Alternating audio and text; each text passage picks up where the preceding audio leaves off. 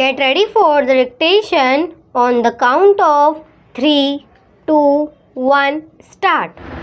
So there was a representation from that area saying that butternut should also come within the purview of customs duty and that part should be declared a port. A representation was made to the Finance Ministry as also the Commerce and Industry Ministry, but nothing is done. I urge upon them to see to this whether smuggling, which is giving no benefit to the government and which is going to be increased, cannot be stopped. Though our land customs department is there, it cannot deal with smuggling effectively. Smuggling is going on. So if you want to stop it, some definite steps should be taken and the representation which was made from that part should be given due consideration.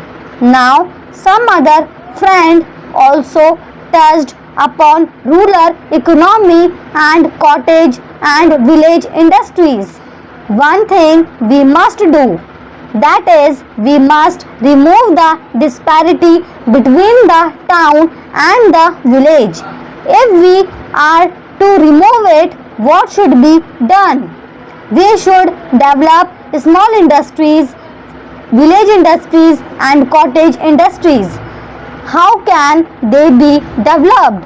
For that, power should be there.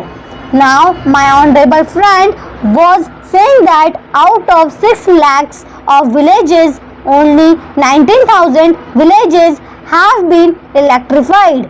This is meager. If village electrification is not given due consideration, we cannot make progress. When our draft 5-year plan was discussed among members of parliament, I asked for information about how much of village electrification was contemplated in the 10th 5-year plan. The answer was very unsatisfactory. Unless you developed your village industries, how can you advance? They are also contemplating to employ the surplus labor and also agricultural peasants who are not wholly employed to develop village industries and to make a plan.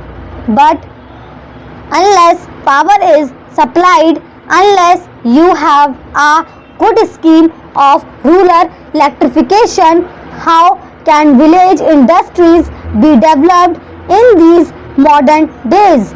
We say big things. We say here and we shout from housetops that so much is being done for the rural areas, but actually we are not doing what should be done. If rural electrification is there, then rural industries can be developed. Otherwise, they cannot be developed. Unemployment cannot be solved. The only solution for unemployment is the development of small industries and cottage industries. Otherwise, unemployment will increase year by year and there will be frustration among young men, particularly among the educated.